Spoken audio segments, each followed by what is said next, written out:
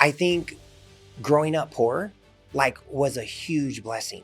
Growing up, single mom, no dad in the mix, ADHD, had some abuse and different things. My mom, she would work during the day, and then usually she would bartend at night. So I saw that growing up, like that was just familiar. People say, how do you learn how to work so hard? And I'm like, I don't know. But then I look back, I was like, oh, it's because it was familiar. I saw my mom do it. Like in the 3rd grade, I wrote down on a piece of paper, it's this big, and I found it when our mom died in 2010. And it said, what do you want to be when you grow up? And I wrote down, I want to be a professional baseball player. My favorite players are Dave Parker and Willie Stargell. They play for the Pittsburgh Pirates. And I was in like shock because what I realized at that point was manifestation is real. Like I wrote this down one time in the 3rd grade, and it didn't manifest exactly like I wrote it, but I got to play pro ball, right? And then I do a ton of business out of the Pittsburgh area, right? With real estate and stuff. So it didn't manifest exactly like I wrote it, but there were so many similarities. And I thought, damn, I only wrote this one time in the 3rd grade. So I'm here today with my friend DJ Thielen, and he is such an incredible person. He's in the real estate industry now, doing over 3,500 transactions, over $350 million in real estate deals throughout his past 20 years in the industry, right? Now. Yeah. And you also used to play, you were the number 6 draft pick for the San Francisco Giants in baseball, not the New York Giants. A few years ago. A few years ago. And so you came from really, really humble beginnings. And so I'm really looking forward to hearing your story because I know you went through a lot of pretty massive challenges, and you were raised by a single mom. You didn't have a strong father figure, obviously. You struggled with some things like I have, like ADHD and difficulty learning in school or paying attention in school. And then you did go on to become like one of the best athletes of all time, right? Playing professional baseball. So I'm just really excited. And you also didn't come from money either. You mentioned that you had very low income growing up, and now you're, very successful. I had some mindset monsters, I call them. Right. There. I can't wait to learn about it. So, but thank you. Thanks for flying out here. Thank you, my friend. And being on the show. This is awesome. Cool. So tell me about your story. Like, take it all the way back to your earliest memory, and what was your life like, and what pain were you dealing with, and what was it like to be abandoned by your father at such a young age? I mean, I think, Hannah, I think that so many times people don't want to go through hard times, right? But that's like when you're going through them, they suck. Right? Or they can. I mean, now I look at it differently, but it's like growing up, as a single mom, like you mentioned, right? Single mom. She was Italian. My biological dad was German, but we grew up around the Italian culture with my grandma and stuff, and 9 uncles and Uncle Rocky and all that, right? So we grew up around that culture, very loving, very very friendly, like welcoming to everybody, and so. But yeah, I mean, growing up, single mom, no dad in the mix, ADHD, and had some abuse and different things. But I think that, like for me, I can look back now, like a lot of people that listen to this and are going through that, it's not fun, right? It's not a joyous time. And you can say, well, just change the way you look at it, right? And I do believe that if you change the way that you see things, the things you see will change 100%. Like that's one mindset hack that I use all the time. But I think that like so many people that are going through stuff, just know, like this is what I tell my team, right? And my son and everyone, at some point, what you're going through is going to be fine. You're going to get past it. Maybe it's a week, maybe it's a day, maybe it's a year, maybe it's longer, maybe it's shorter. But at some point, that pain, that tough time, you're going to get beyond it. Everything has a starting and an end, right? So I think that, but yeah, growing up, we didn't have a lot of money, like you mentioned, right? Thank God for my grandparents. My mom didn't drive a car. My mom never drove a car her whole life. Wow. Imagine that, like nowadays, right? So, and my brother and I were super active. My brother's 2 years older, Derek. So he's 55 and 53. And, but yeah, my mom, yeah, just worked 2, 3 jobs, right? She would work during the day, and then usually and then she would bartend at night. So then, so I saw that growing up, that I think, like that was just familiar, right? Like people say, how do you learn how to work so hard? And I'm like, I don't know. Like, I don't, but then I look back, I was like, oh, it's because it was familiar. I saw my mom do it. Like, that's all I knew, right? Like, I got to go to work. I got to go and put in the time. So, but, yeah, growing up with those challenges, I mean, thank God I was like super athletic and got drafted, like you mentioned, in the 6th round by the San Francisco Giants in '91, a few years ago. Yeah. And so what is that now? 30, I don't even know. I wasn't good at math, but a long time ago. So, but got drafted, and that was really, that was really the beginning of a, a journey that I didn't think that I was going to go down, right? Because when you're young, like in the 3rd grade, I wrote down, Kristen has it, I wrote down on a piece of paper, it's this big, and I found it when our mom died in 2010. And it said, what do you want to be when you grow up? And I wrote down, it was in Miss Harris' class, it said, when I grow up, I want to be a professional baseball player.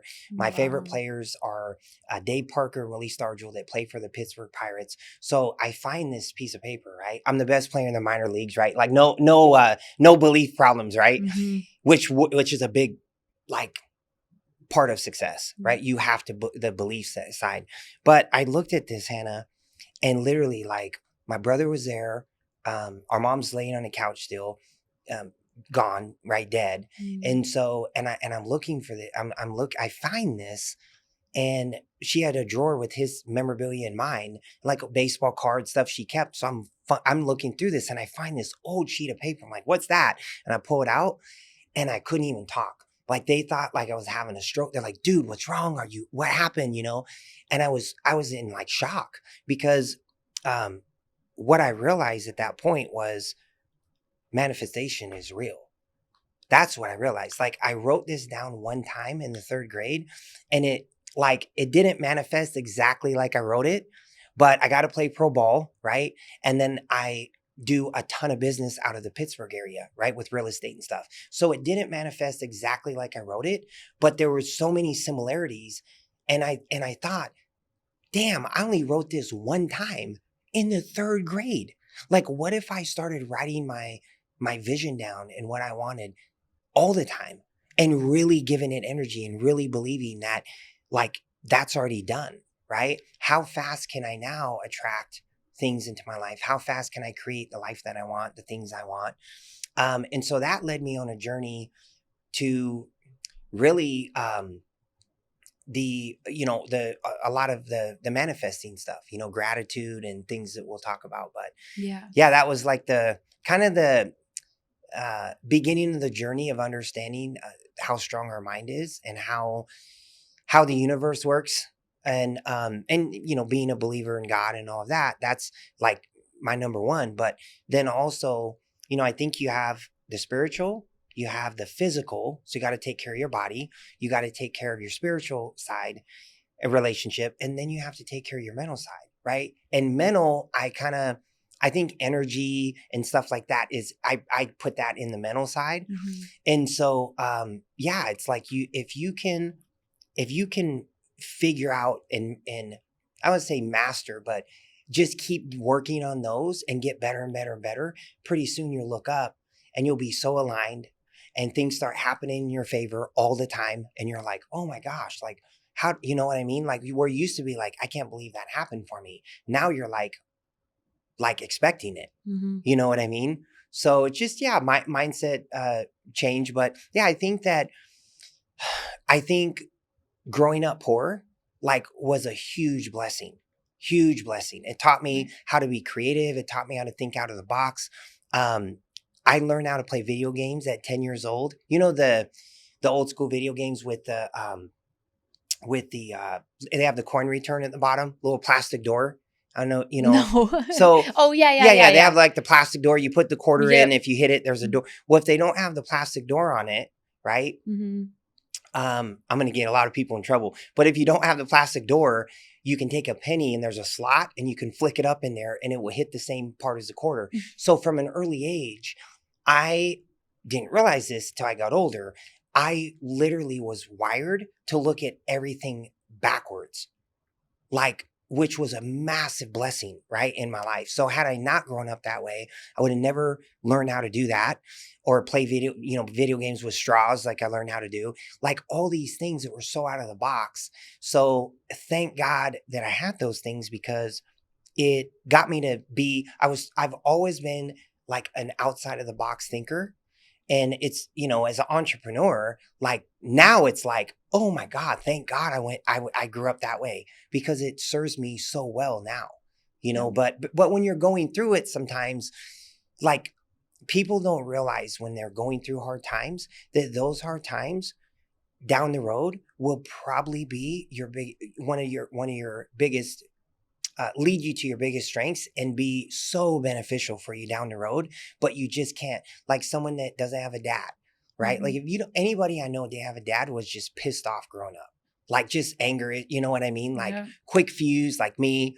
And so, but but then as I got older and I started to understanding how to control that and right and all that, and it was and it took a long time, you know what I mean, to shed my mom would say, yeah, DJ, he's a loving kid, but he's got a quick fuse, right? And I'm like, thanks, Ma. Like kind of like not on purpose, but like, man, just speaking like kind of death, on your mind, right? Mm-hmm. So I think that happens to a lot of people is the parents don't understand these things and they speak these things onto the kids, and then the kids grow up believing like, oh yeah, hey, we can't, how many times I heard we can't afford that. Mm-hmm. So as I got older and I would hit these income ceilings, and it was because I believe subconsciously I felt like I couldn't afford it or didn't deserve it or whatever, probably both of those. Yeah. But yeah, that's hopefully that helps a little. Yeah, and I love digging into the childhood and the story and all these things because I think, so many of us have so much trauma from such a young age, whether it's severe trauma or whether it's smaller trauma, like not being seen, heard, or protected by your parents, right? Something simple like that. And all a child wants is to be seen, heard, protected, and have some level of like freedom and identity. That's all anybody wants, right? Yeah. A child or adult. And so, I think when we don't have like the prominent male figure is the most important figure that any child has in their life. And so when that is removed, which is very common, unfortunately, a lot of times we are raised thinking that we're unworthy, we're unloved, we're not, not wanted. We're not good enough. Mm-hmm. We have to prove ourselves, and society in general reinforces positive, we get positive reinforcement when we're a good boy or a good girl, or we get good grades, or we do better in sports, or we don't complain, right? And so we learn to make ourselves small or overachievers or all these things. And then paired with the limited belief system of we can't afford it, we don't have money, don't forget who you are, don't forget where you came from. And those just really strong core beliefs that are ingrained from such a young age, it drives us to go one way or the other, right? And obviously, did you feel like you weren't worthy or you weren't loved or you had to prove yourself like as a child, or like what was your yeah, I like, not that this was healthy, and I know a lot of people talk about this. I don't know long term. It's like taking something that's like, it's okay for you now, but long term it's going to like rip your liver apart or something, right? Like, I don't know if it was good for me long term, but I just wanted, like, when I was young, I wanted like two things. I want to get to the big leagues, retire my mom, and I want to prove, and I want to, I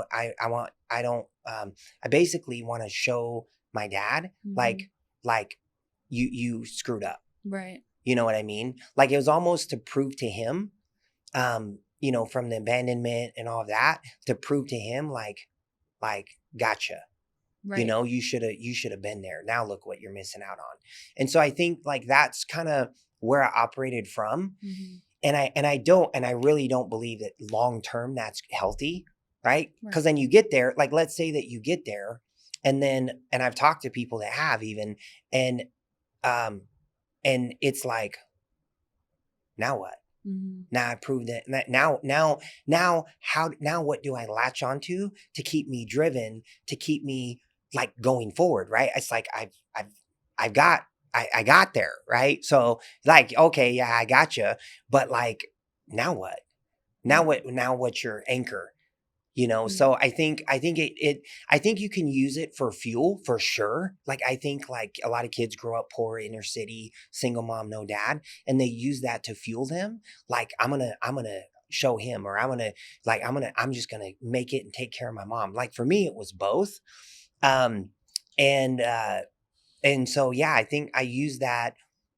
I think sometimes, you know, you said something. I heard a story of two brothers. You probably have heard this, or maybe you haven't. And one was super successful. They were sitting next to each Mm-hmm. other, right? And one was, you know, on drugs and strung out, and you know, living on the streets. And they asked them, "Why did you, you know, what was it that allowed you to turn out like you turned out?" And both of them said it was because of how my father was, right? Right. So I think that um, you either got to be the victor or the victim. You can't Mm-hmm. be both.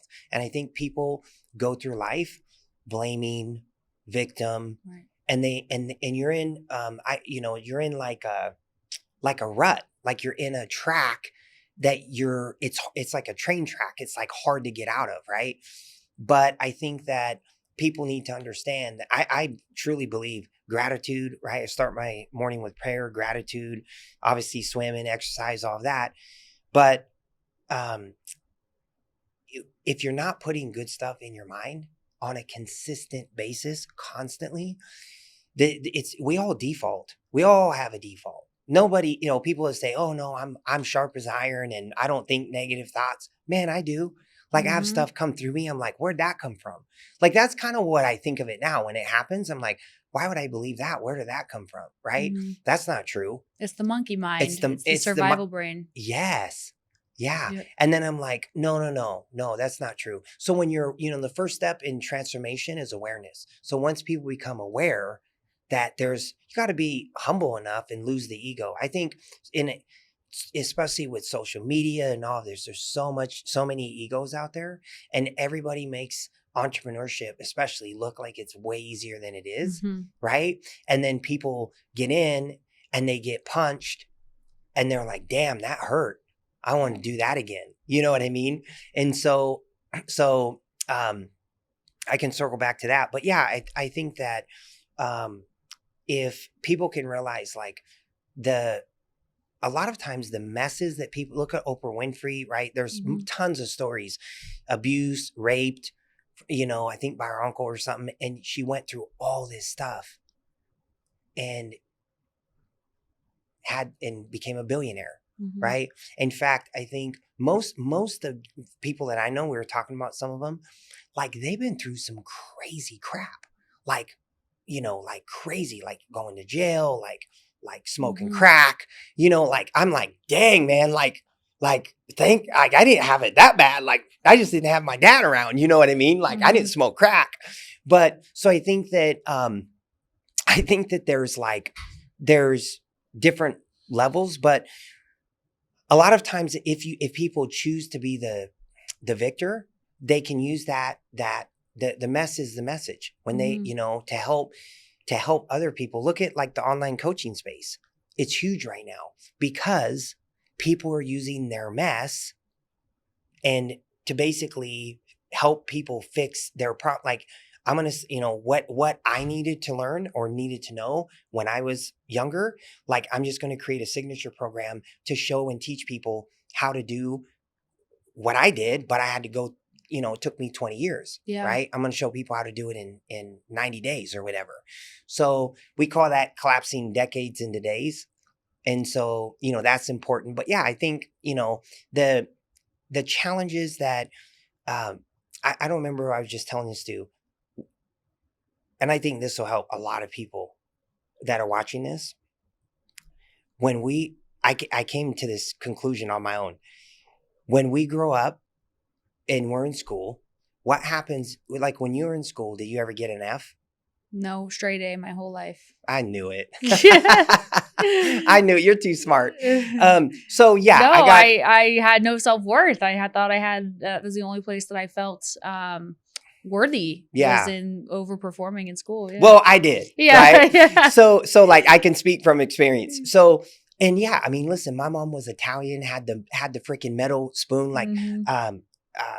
I mean, my fingers are bent, probably broke my I mean, she would go ham on us, like, and this thing was like not metal, like steel. You know what I mean? Yeah, Jeez. she would beat. I mean, now you say, man, she would whip my butt, right? Mhm. And we needed it for sure. I mean, I don't say we didn't deserve it, but I say that to say, when we were growing up, if you failed, even today, if somebody fails in school when they're young, what happens?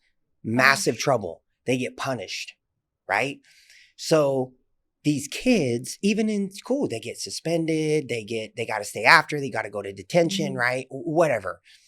So there's some form of punishment, right? Like you said. So people grow up subconsciously and go, well, like they're scared to fail. They're so scared to fail that they will stay in a comfort zone and not try things because it's safer there than, man, if I fail, I'm going to get in trouble. There's going to be pain associated with that failure, right? Yep. And so, like for me, thank God I was blessed to play baseball because you're failing 7 out of 10 times, right? At least. I mean, some days more, some days less. Some days you're failing 100% of the time, like, right? So like I was wired from an early age that I'm not going to win all the time.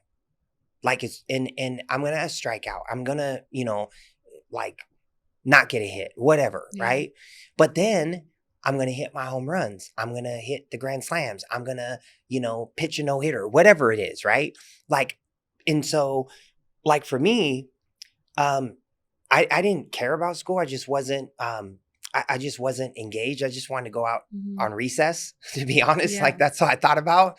And so, and be with my boys. But yeah, I think that so many people, I think that's where the fear comes from, is childhood, and that we were punished when we failed. And then as entrepreneurs, so now somebody fails and they're like, oh, I'm not going to do that again. Right? Man, I bought a piece of real estate and nothing, man, that's not for me. Oh, everything I buy is out of state. That's how I started. So I'm like, if you buy a property and something doesn't work out, like usually a lot of times it's the people you dealt with. It doesn't have anything to do with like something you did, right? You maybe dealt with the wrong people. Usually that's what I found. So it's just like, no, like, real estate is good. That deal is good. But but people quit, right? They throw in the towel. They're like, oh, no, it's not for me. Like that's out of my comfort zone. That's out of and it's like, oh my God, if I had done that, I bought 10 homes for 50 grand in 2005. I sold a company. That's how I got into real estate. I fly out to Pennsylvania. First home I go to is torn down. There's no home. Right? Wow. Like it's gone. I'm calling the guy and his number's disconnected. I'm freaking out. And because everyone was like, you're an idiot. You're going to lose your money. So guess what plays in here? Maybe they were right. Right? That voice. Maybe they were right. Man, I don't know. And then the athlete brain kicks in and it's like, no, dude, you're good. You'll figure it out. It's fine. It's going to, who cares? Like you failed, just keep swinging. Right? So, yeah, I think that's why so many entrepreneurs get paralyzed and they don't take risks and they don't take chances, or they quit at the first sign of resistance. I just believe that firmly. What do you think? Oh, I agree. I think one of the biggest things, I mean, that sets a successful entrepreneur apart from a non-successful entrepreneur or just anybody is being courageous enough to take action, even though you're scared shitless. And it's okay to fail over and over again. And I always just sing like Dory from Finding Nemo, just keep swimming, just keep swimming. Yeah.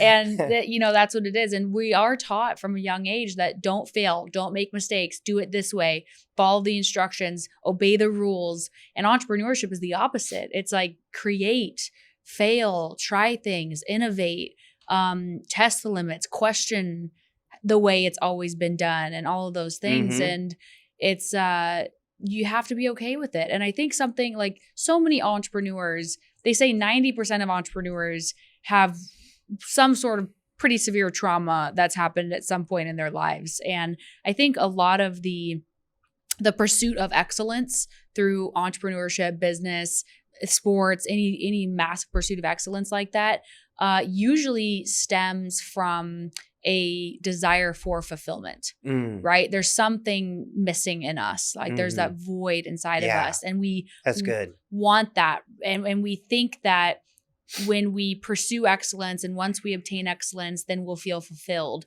And then we'll feel fulfilled and that'll continue to drive excellence.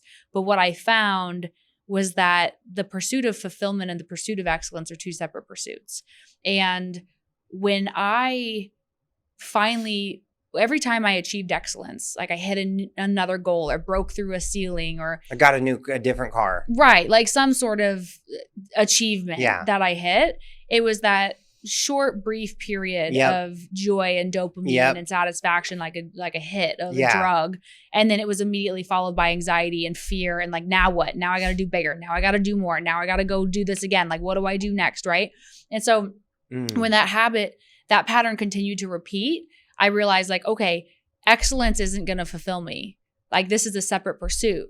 And so then I started pursuing fulfillment, which took me down the path of healing, therapy, plant medicine, like releasing the traumas from my father and my brothers and my mother and all these different situations that we all have inside of us. And that's where that anger trigger comes from. Like when you have traumas in your body that are unhealed, your nervous system is it reacts like when something even small happens, like somebody flips you off on the freeway, you might freak out because your nervous system is holding on to these unhealed trauma and all this stuck energy inside of you. Yeah. Like as you start to heal that and release that, then my meditation coach said like when, most of us, when we're doing things in our daily lives, let's say someone flips you off on the freeway or cuts you off or whatever, it's like drawing a line in a rock in our nervous system. Like it's permanent inside of our nervous system. And it's very triggering and it's our body holds it. And it's like that rage inside of us, right?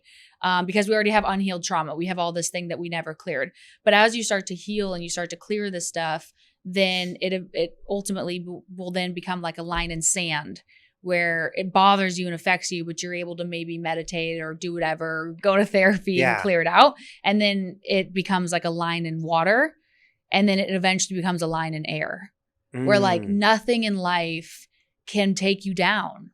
And these things happen. And let's say this is a stupid example, but let's say your friends didn't invite you on a girls' trip or a guys' trip that they all went on and they didn't invite you.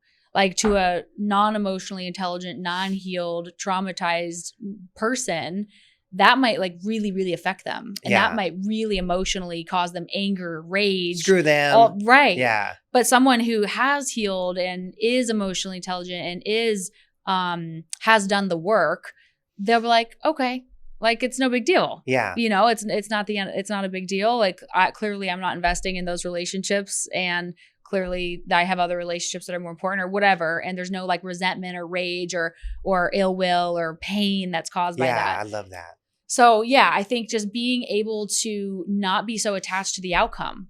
Like, okay, if I fail, I fail. So what? Like, what's the worst thing that's going to happen if I lose it all? Am I gonna live? And I think people are so afraid of failure when in reality, even the worst outcome that could possibly happen, they're still going to be okay. They're still going to make it. But that fear is so great. That emotion is so intense that they just can't take action. Yeah. Even I think some people too are even fearful of success. Yeah.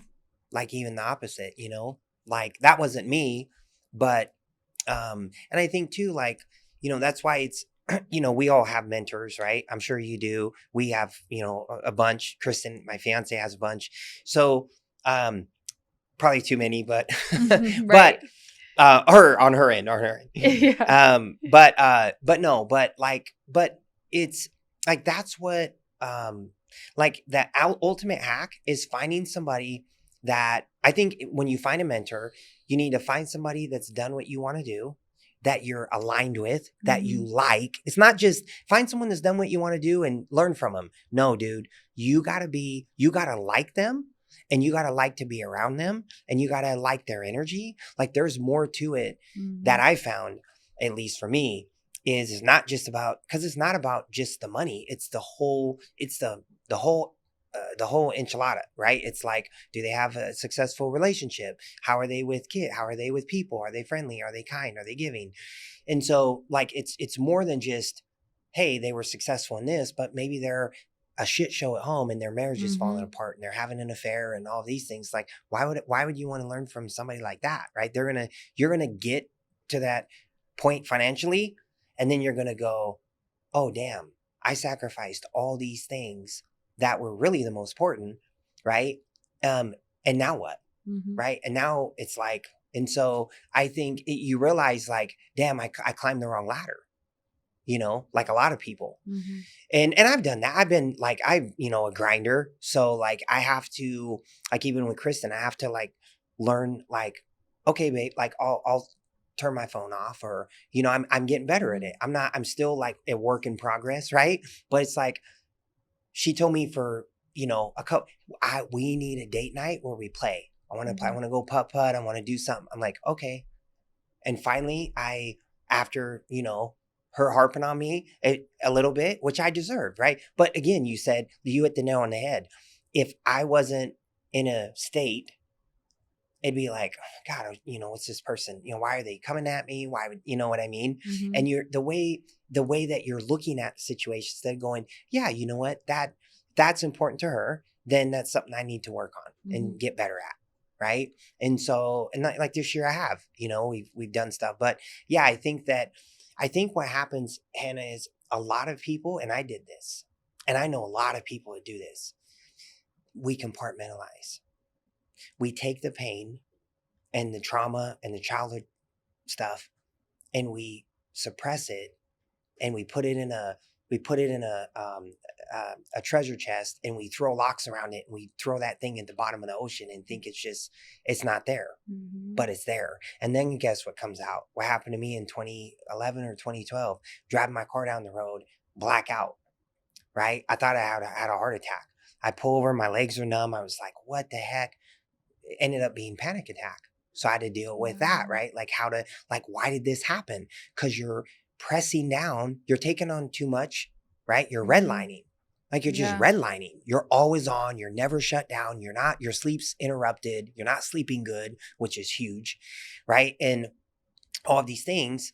And then it's like, oh, damn, And so my body was like shutting down for me. Like, okay, right? And I think, and that was one of the best things that ever happened to me. Like it really was. But it sucked, like going through it, right? Like, God, why? Like, yeah. And my doctor's like, dude, you need to like take some time off. And I was like, no way. No, there's no way. I can't, right? Like us entrepreneurs, right? Like, dude, what do you mean take time off? No way. Like you take time off, right? But then you start realizing, like, okay, I think, it's not, and I don't think it's, and then, and then a doctor who's a investor of mine told me, he said, I said, how do you deal with, his name's Fred, awesome guy, Fred James, and Dr. Fred, and we still stay in touch. And he said, I called him, renowned doctor, like surgeon. And I said, hey man, he's retired, said, I'm dealing with this. It's what I got going on. What would you recommend? Like, how can I not have stress in my life? He goes, I'm going to tell you something. You're always going to have stress. It's how you deal with it. right? You just have to learn how to cope and how to deal with it. That's the line in air. Yeah, that's exactly right. So it was like, oh, no one ever told me that, right? Why didn't my doctor tell me that, right? Like, oh yeah, they just throw you into medication, and that's the obviously sometimes it's needed to get over that hump, but I just think, I think those things are like, you can push it down, but at some point that thing is going to come up, and it's going to come up in an explosion, right? In some situation, someone goes off the rails and blows up a Cybertruck. And look at all the crazy stuff that goes on, right? Like, not saying all of them have childhood trauma, but there's probably a good chance, right? Most of them there's some shit that was not healed in these guys if you're going to blow yourself up. So like, I just think that so many entrepreneurs chase the money, right? I did. I want the bigger house and another car. And I had 4 cars in Los Angeles. I had some buddies that I had an Aston Martin, and we would take them down Malibu Canyon, right? Kind of run them. And I was the only one with an Aston, but everyone else had a Ferrari. And I'm like, oh, I'm going to get a Ferrari. I had like 4 cars of mine, and then other cars, right, that Mike's had. And it was like, what the heck? And I went out and got a red Ferrari, I swear to God. And then I look back and go, what a moron. You know what I mean? But like, none of that stuff, like you said, dopamine hit, it's cool for a quick sec. And then you're like, oh man, like that was stupid. Why did I do that? Like literally a month later, I'm like, oh my God, why did I do this? Now I got this payment, and like, I like my other car better. And you know what I mean? And like the stereo sucks. And I was just like, what the heck? But we think we chase the bigger house, and it's good to have those things. Trust, like I'm all about that. But I think that it's gotta be, people gotta start looking at the whole picture, right? And talking about their health, their spiritual relationship, their mental status, right? How's their mental game? Practicing gratitude, vitamins, nutrition, right? All of these things you gotta, like, it's a whole thing. It's not just, if people just chase money and let their health go and their mindset sucks, and they're gonna end up on cocaine binges and freaking in jail. Like that's what happens to those people. Like they just go sideways. Yeah. Yeah. And I think when these difficult things happen in our lives, it causes us to disconnect from ourselves. Right. And so it's, my therapist uses the example of like, have you ever heard of a mother who is able to do some superhuman things? Like she has broken legs, but she's able to run and grab her baby in a car accident. Or lift a car or something. Right. Like some crazy things. Right. And so like when that traumatic event happens, like a car crash, you disconnect and you're able to do all these other things like function in life or build a big company or become a famous athlete or all these things. But in order to heal, you have to reconnect to the pain. You have to go back to that event. You have to realize that you're hurt.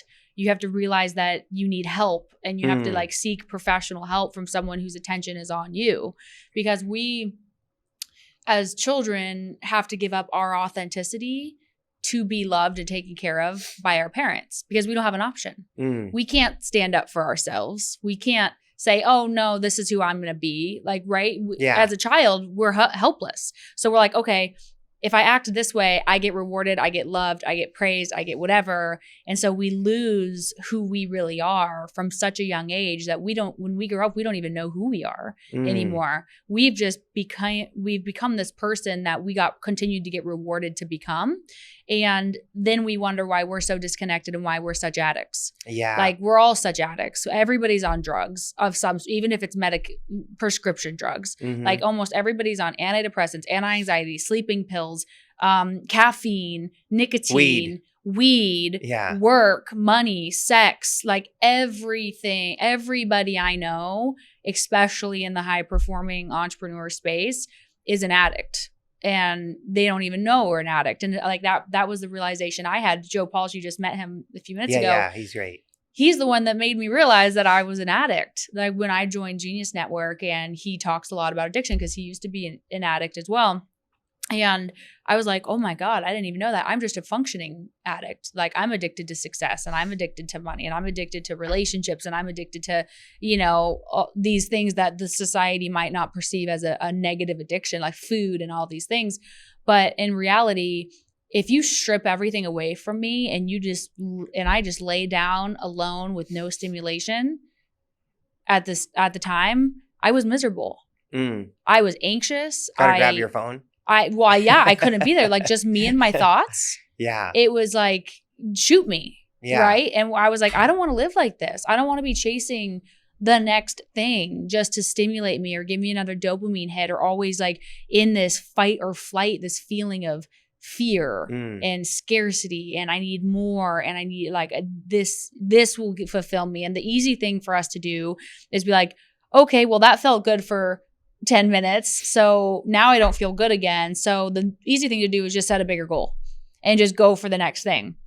But once I started to like step back and realize I don't want to be all these people that I know who are in their 50s, 60s, 70s, and they're all empty. They may have $1 billion or $100 million or 10 million, whatever the case may be, but they're empty. Or maybe they look They're not great. fulfilled. Right. Yeah. Right. They're not fulfilled. And they have that like that fear, that anxiety, or that unfulfillment, or that desire for more. Right. And so that's kind of like that different journey, like that pursuit of fulfillment versus the pursuit of excellence. But then it's kind of been an identity crisis for me, DJ, because then it's like, well, shit, now I feel pretty good. Like I don't really have a desire to go get more, like that drive for the excellence starts to just be like, I don't really have it. Right. Like I feel pretty good. I feel pretty content. Like I'm happy. I like to work out. I like to journal. I like to podcast. I like to do my things. And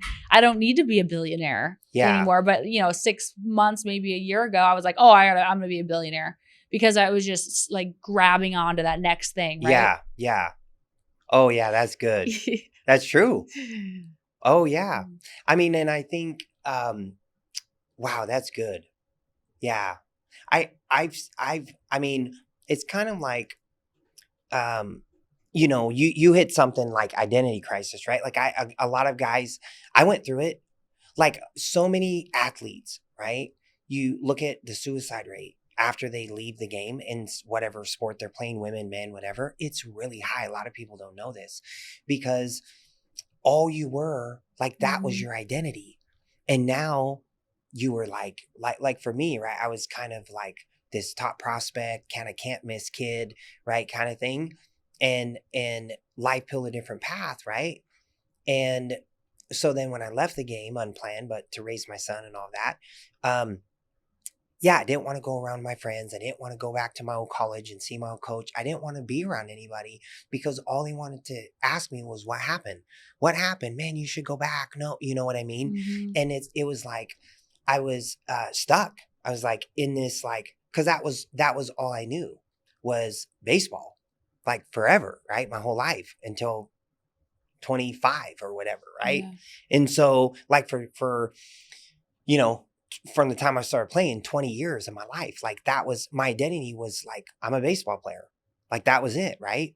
And then that now you're like, you're lost. So I think that the same thing happens, right? When people chase if it's only about the money, or if it's only about the success, or, hey, let me get a bigger house or bigger car, right? And we know a lot of mutual people, I won't mention them on here, that have done that only to have their marriage blow up, only to have like, affairs, to have like, drugs, right? And maybe suicide.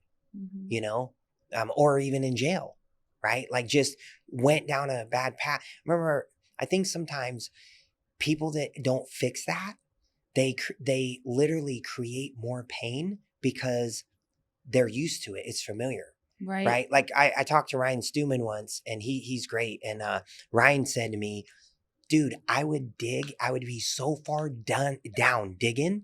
And I'm like at the bottom. Everyone's like, dude, he can't go any lower. I'm like, no, I can go lower. You know what I mean? Like digging. And it's like, that's what we do. Right. It's like, until that trauma get fixed. I love we're talking about this because everyone always wants to just only talk about real estate. And I'm like, oh God, like, you know what I mean? Yeah, we were talking about that. This is what, like you can't control a lot of external things, but you can control a lot of internal things. I can control what I believe and what I don't believe. I can control my actions. I can control my habits. I can control my routine. I can control who I want to be friends with, who I want around me, right? We have so much control over our lives that I think people, well, I'm just going to leave it to God. And trust me, I love Jesus. That's first in my life. But like there's, you have the spiritual side and you have the mental side. You got to sharpen both axes, right? You can't just have like, oh, I'm just going to, and whatever happens, happens. Well, I mean, you still have to do the work, right? You still have to take action and you have to have faith and take that risk and go, hey man, I'm going to go for this. And like, if it's not meant to be, like, if it doesn't work, I'm good with that. But like, I just think like so many people, it's a world of self-sabotage, limiting beliefs, lids on the thinking, right? And all of these things until people go, okay, I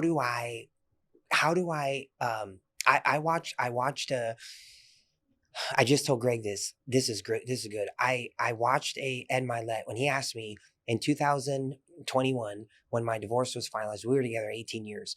What was it that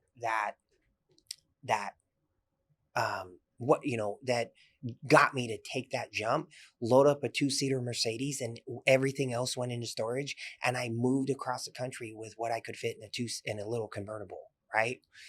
I know I didn't keep one of my other cars, but whatever. That's a whole nother story. But it's like, wow, man. Like I thought like leaving Ball to raise my son was difficult. That was like great. Like I didn't realize it's like jumping off a cliff in the dark, thinking the water's 10 feet and you're falling and you're falling and you're falling. You're like, oh shit. Like this is like harder than I thought. Right. But if you want a different life, like you can't keep doing the same thing, expect a different result. And some people need to burn the damn boat. And just, sometimes that's the only solution. Is it easy? No, if it was easy, everyone would do it. But sometimes, not saying every time, but sometimes certain things, if they're not healthy for you, dude, you need to burn the boat. And like, there's I'm storming and taking the island or I'm going to die. But I ain't going back.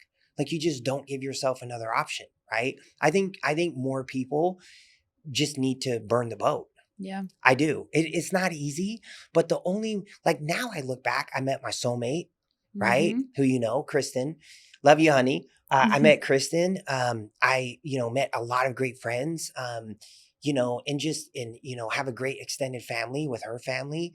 And it's just like that would have never happened had I not cut this off and cut off the old in order so that I could have the new, because you can't straddle the fence. You can't you can't do both. Right. So yeah, I think more people just need to just burn the boat. Yeah. It was so difficult for me to make decisions. Especially in relationships because of the fear and because you don't know what you don't know. You don't know what's on the other side. I was like, who's going to love me? Who's going to be there for me? Who's going to take care of me? Like I've always been alone, like all these limiting beliefs, right? And all this fear. But I hired my first coach, mentor type person. And he's just like, if it's not a hell yes, it's a hard no. Done. Any decision in your life, if it's not a hell yes, it's a hard no. And I started living by that. Moving forward. Who was that, if you don't mind me asking? William Poet. Okay. William Poet. He teaches energetic intelligence. And he's the one that started to open up my whole mind to energy and protecting your energy and being in tune with what you do on a daily basis or who you're around or what work you're doing or whatever that energizes you and makes you expansive or takes it away. Yeah. And that's how I knew. I was like, okay, I was engaged at the time. I've been engaged I say 2.5 times, but there's a whole story to that. We'll go with it. Yeah, 2.5 fiancés, right? And it's the same thing. It's like the embarrassment, the shame, the fear, the destroying, burning the boat, everything I built, like ending the businesses we built together, going back to a life that I didn't know without this person. And, it was just, I was so afraid. But when I heard that line, if it's not a hell yes, it's a hard no. And I knew right in my gut, I was like, it's not a hell yes. And I left my fiance. And when you do that and you burn the boat and you do it once, guess what happens the next time? It's easier. Right. Right. And now you trust yourself, you gain confidence, you gain clarity. And now it's like you have another decision. It's like, oh, well, I made this hard decision. Like, this is going to work out. Right. And that's kind of, but so many people, it's crazy at your age, how intelligent and how you went to really dive in to work on the mindset. Like, I think until somebody's 30, I think that's like the number one thing they should focus on is healing trauma, working on their mindset, their energy, practicing gratitude, and really just, really working on them. Right. Because if you can get that done, but if you do everything else and chase the money and build but you don't have that, it's like building a house on sand. Mud. Mud. It's going to collapse, right? But if you work on that first, but that's so hard to tell young kids because they're seeing 22-year-olds on IG driving Lambos, right? Yeah. So it's kind of like, they want that. So they go out and chase that, but then they don't work on this and they don't work on this, and then they get it. And then eventually down the road at some point, they're just chasing empty dreams. Right. And, all we ever have is this moment right now. Like there's no past, there's no future. All we ever have is right now. Right. And so if we can create a world where right now feels good and not just like a dopamine hit, pleasure, good, but like the things we're doing right now, we know is not going to harm us in the future either. It makes us feel good. Like whether it's the relationship that we're in, if we're constantly feeling bad in the now with the partner that we're in, we have to leave that partner. Or if we're constantly feeling bad in the now with the business that we're in that we think we need to be in because our parents told us to, or because it's the best money or whatever, or the job that someone told us to be in that we never feel good in. And like Poet would teach me 90% of your now, you should feel good. 10% of your life's going to suck because there's death, there's loss, there's pain, there's all these things, right? But if you get a 90%, that's an A in life. And if you know that 90% of my days, of my moments of my life and my now are good, like that's the best life I could live. It doesn't matter what all the other stuff is, whether I made this much or I looked this good or whatever. It's like, if you can feel good 90% of the time, then that is a really, really good life. And it makes the decisions so much easier because it's like, no matter how scary leaving your comfort zone is, or leaving whatever situation you're in is, if it's not a hell yes for you and you are not feeling good 90% of the time, it's a hard no. It's a hard no. Yeah, and there's something better for you out there. And I know, like, once I remember that feeling of that immense fear, like I'm going to die if I leave this situation. Like I am so afraid, but I'm in so much pain. Being here, like the only thing harder than leaving is staying, right? But looking back, I'm like, oh my God, thank God that I left. I can't imagine if I hadn't. Like now I have an amazing partner and I have an amazing life and an amazing business and I feel good truly 90% of the time. I would say I'm probably closer to like 95. But and it's just getting over that fear and having faith in, if it's not a hell yes, it's a hard no. And it's not like giving up at the first sign of difficulty, but when you try and put the effort in and, try to make the business work as much as you possibly can, try to make the relationship work as much as you possibly can. But at some point, insanity is doing the same thing over and over and expecting different results. Love is patient. Love is kind. Is slow to anger. Doesn't keep record of right and wrong. All those, the biblical definition of love. When my brother told me this, he's like, dude, you weren't in love. That's not what you had, was not love. Mm-hmm. You might say I love you, but that wasn't. And I was like, oh my God, it's right in front of me. Right. So if we can look at that and say, this is what, for believers, right? This is what the Bible says love is. If it's the opposite of this, I need to get out. Like it's not believers or not believers. That's what believers love or not is. believers. Yeah. Yeah. Yeah. And so, well, true. Yeah. Yeah. Exactly. Yeah. So I think that, and then the energy audit, right? I learned this from Trevor Mock, my buddy, is write down all the things you do. And then on the left-hand side, draw a line down the middle, and on the right, and then you start moving things over. That's still your energy. Because a lot of times entrepreneurs and business people, we do things to make money, but we freaking hate doing it, right? So I always tell people, you got to find you got to find something you love in what you have to do until you can do what you love to do every day. Like you just do. Even if you don't like it, you have to find something that you love in it. And because that's a mindset. Right. And now you're training your mind. Like I'm always looking for the good in anything that I do. So I think I always tell people that, but it's an energy audit. We get stuck as we're growing a business or whatever, doing things that don't fire us up. Like for me, I know what fires me up. It's helping my team be better. Like I used to think it was other things. It's helping my team be better people. Right. And closing deals, it's cool. Helping people, coaching them, mentoring them, that's my fire. Like that's my jam. Like call me, I'll help you close it, right? Kind of thing. Like that's where that fills me, right? So I think as you, especially entrepreneurs, you got to understand that, yeah, you have to do certain things that you don't want to do when you're first starting, especially. But as you're growing a business, you've got to start looking at, hey, what are the things that one I'm really good at, but because you might be really good at something, but hate to do it. Well, you probably shouldn't do it. Right. That's like the Buy Back Your Time by Dan Martell, doing that audit. 100%. Yeah. And as you grow and scale, you start to hire out the things that you're either not good at or that you don't like, and you start to scale. And then eventually you're just doing what you're really good at and you love to do.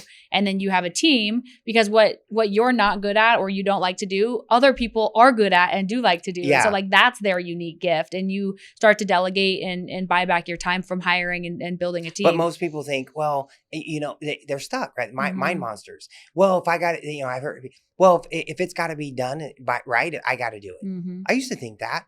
Yeah. Like, oh, if I got it. No, dude, dummy, record a video, DJ, and like save the video on how to do it, and then eventually teach somebody how to do it. The biggest mistake that I made, Hannah, is I would tell every entrepreneur watching this, when you're building a company, even if you're solo initially, record every freaking thing that you're doing from a training standpoint. When you have sales calls or training calls with your team, record all of them and create SOPs out of those and things, right? But create a video library. Now, when you grow your team, you already have, like, they can go on and watch the video training instead of you constantly training people, right? I didn't do that until recently. Yeah. And now AI can help you build all those things. And now, oh God. Yeah. You can have an AI clone now. Joe has one. You could ask him anything and it has everything Joe's ever said in his entire life. You could ask his clone. It's amazing. But I know we have to wrap up here soon, but I want to ask some of these questions that are just kind of tactical for people. So do you have a daily mindset practice or routine that helps you always stay on top of your game and like get over any obstacles that come your way? Yeah, when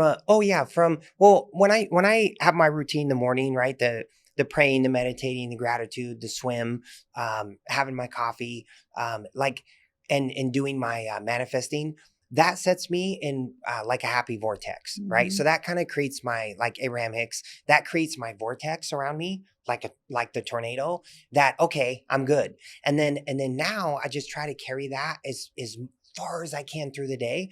And when something hits me, because it does every day, knowing one that, hey, it's okay. Like I've got a great team and at some point this is going to be fine and it's all going to work out. So I'm not going to sweat it, right? Yeah. I'm not going to get super worked up on it. Right. Yeah. So I think knowing, like for me, That the hack is knowing that it's all going to work out at some point. It doesn't matter. A tenant didn't pay, you have to evict someone. Someone tells on your team member, screw yourself. You're going to have to evict me. I'll see you in court. Whatever it is, right? Mm-hmm. It's like, okay, at some point, dude, it might be a month. It might be 2 months. They're going to be out. We're going to have the place fixed and it's going to be re-rented to the right person. Mm-hmm. So like, just go through the process. So I think knowing, like when you run into obstacles, that's where having the right mindset. See, people want to, like, professionals practice more than they play, right? And most people go on and all they do is play, but they're not practicing. So they're not prepared for when those things come up. But if you're prepared when those things come up, now you're prepared. Now they're easier to handle, right? So I think being prepared for unforeseens and knowing in advance, like, hey, if something comes up, I'm just going to deal with it. I'm going to stay positive. I'm going to do my best not to get worked up or get pissed off or whatever. And I'm just going to deal with it, right? I had to deal with that last week. My son missed his flight. I was like, oh, DJ, stay calm. Stay calm. You know what I mean? Like, and you just want to go, dude, that's right. What the hell? Right? Yeah. Like, what the hell? But then it's like, no, just chill. It's cool. And literally within 10 minutes, I was like completely over the whole thing. Like I didn't have I wasn't holding on to the emotion. I was enjoying time with my assistant and people that I was with. And it was great, So I think that if you can work on, I call it in baseball, we call it leaving the bat at bat, It's a bat at bat. I got to detach. No, I have 2 or 3 or 4 other at bats, and I have to go play in the field. So I can't take this in the field because then I'm going to I'm going to make an error, right? Or whatever. So everything compounds, right? So the good compounds, especially with people that are, in sports, you see it a lot, but it happens in business. When things are going good, the good stuff's compounding. When things are going bad, the bad stuff's compounding. So you got to be able to reset quickly and take that deep breath and have something that you do that resets you so you can get back to that vortex, right? And now you have the mindset and the space and the energy to attract the things you want instead of the things you don't want. Yeah. That's so good. And when you're in a state of flow, I love like the morning routine and just anything in life, right? It's when when you're in a state of flow, like an athlete hitting every ball, right? Where you just keep hitting, you keep having the outcome that you want, then you're 5 times more productive. So you can work less and you can do a lot less time and still be more productive. And so it's important to have your employees try to be in a state of flow too. So I have that same morning routine. Like I get myself so peak performance and in the best state I could possibly be so I can perform the best in my work and have the best life possible. And when something knocks you out of flow, that ability to recognize like, okay, that was a trigger. My son missed his flight. I'm feeling these, these emotions. How quickly can you get back into a state of flow? So it doesn't knock you off your, That's it. Yeah. So that's it. And then what is, if you could give advice to your 20-year-old self, what would it be? Stop chasing women. Yeah. That would probably be the number one thing. Like, dude, they're going to be there. Trust me. You were quick to answer that one. Yeah. That was my Achilles heel. Probably every man, right? Yeah. That's the honest answer. But no, I think I would tell my younger self, 1, everything's going to work out, right? 2 is that the thing I talked about earlier, that you have so much more control over your circumstances than you even realize, right? So DJ, I want you to understand that you can control what you believe. You can control your energy. You can control your routine. You can control the effort that you put in every day. You can control all of these things. So instead of like, focus on the controllables, right? So many times we give energy and focus on the things we can't control. But if people could realize the things I can control, I'm going to just focus on giving as much energy as I can to those. And the things I can't control, I'm going to let them kind of run off my back the best I can, because I can't control it. So getting sideways on it and giving it a bunch of energy and frustration and all that, well, I can't control it anyway.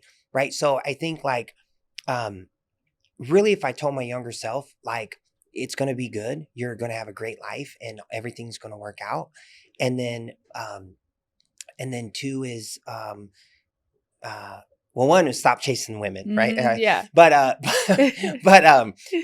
yeah, just control the controllables, and the things that you can't control, just let them go.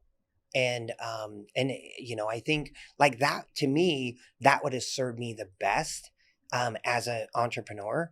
And so that's why I say that, because people give so much energy to, like, I need more leads and the leads suck, or I don't know whatever, like in real estate. Right. Yeah. And it's like, and also I would tell my younger self, dude,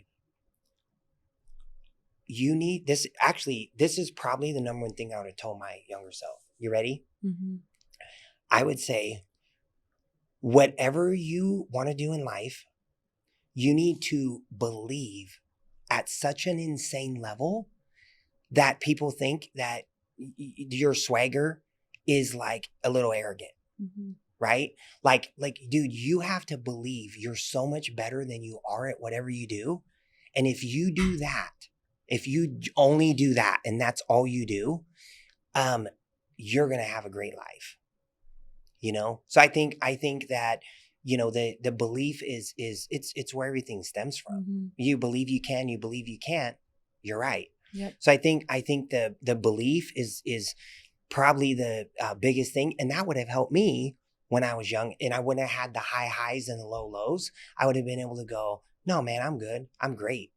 Like, I'm going to be in the major league. I never saw myself in the major leagues. I had a tough time seeing myself as I started playing pro ball. And I don't know why. Right. Some self-sabotage, whatever. I don't talk about it much, but like, that's one thing I would have said, no, dude, like, dude, do you know, I had coaches, do you know how good you are? Dude, like, you're better than Matt Williams at his age, who was a Giants third baseman, all-star of the year, leading the league in home runs, RB. Like, dude, you're better than Matt Williams when he was 20 years old. Do you realize that? And I was like, no, but it didn't hit me. You know what I mean? Didn't hit me. So I think the belief is like, you've got to find that, dig down, and you just got to start. People say, well, how do you do it? Well, you just do it. Yeah. I mean, right? So. Yeah, that's what I just posted on my story a couple of days ago, is almost every successful person in the world has or had a delusional belief in themselves. Yeah. That's it. Yeah. That's it. Well, thank you. I appreciate you being here, and thank you, excited to get to know you more and share this podcast. So thanks. Thank you.